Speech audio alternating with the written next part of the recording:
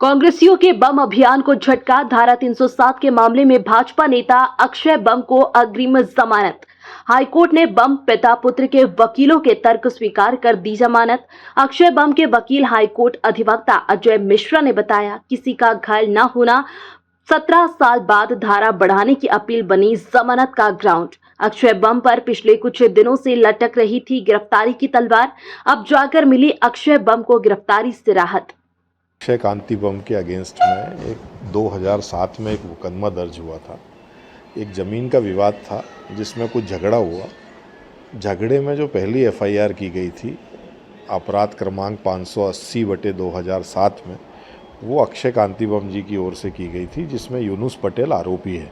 इसके सब्सिक्वेंटली एक cross FIR की गई।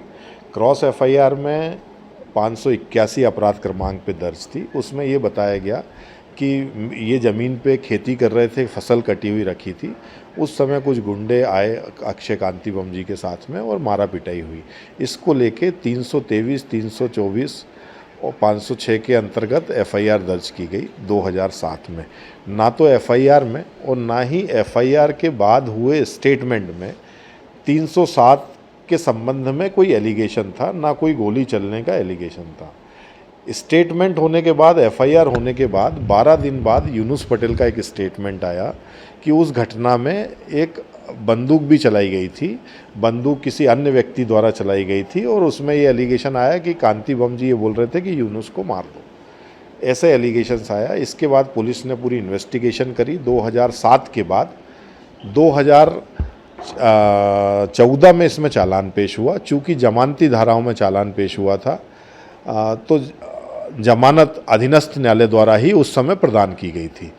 2014 के बाद से 2024 तक ये दोनों लोग लगातार न्यायालय के समक्ष उपस्थित हो रहे थे। अन्य आरोपी गणों की उपस्थिति के लिए मैटर चल रहा था। 2024 में फरियादी यूनुस के द्वारा एक एप्लीकेशन लगाई गई जिसमें यह बताया गया कि इसमें 307 का भी अपराध बनता है और 307 की धारा का इजाफा किया जाए। 307 की धारा का इजाफा करने का जो आवेदन था वो अधीनस्थ न्यायालय द्वारा स्वीकार किया गया और सेशन कोर्ट को केस कमिट कर दिया गया, जिसमें दोनों लोगों को उपस्थित होने के लिए 10/5/2024 की तारीख नियत की।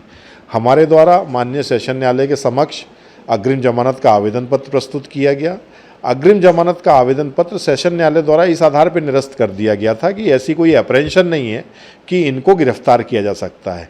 बाद में जब 10/5 की उपस्थिति थी, उस दिन एग्जम्पशन की एप्लीकेशन लगाई गई, जिसको निरस्त करके सेशन न्यायालय द्वारा गिरफ्तारी वारंट जारी किया गया। हमने अग्रिम जमानत माननीय उच्च न्यायालय के समक्ष लगाई। उसमें ये तर्क रखे गए कि 17 साल बाद 307 की धारा का इजाफा किया गया। ना तो किसी को कोई इंजरी आई, ना एफआईआर में, ना स्टेटमेंट में ऐसे कोई एलिगेशन थे कि किसी के द्वारा गोली चलाई गई है। माननीय उच्च न्यायालय द्वारा तर्कों से सहमत होकर अग्रिम जमानत का लाभ अक्षय और उनके पिता कांति बम जी को प्रदान किया गया।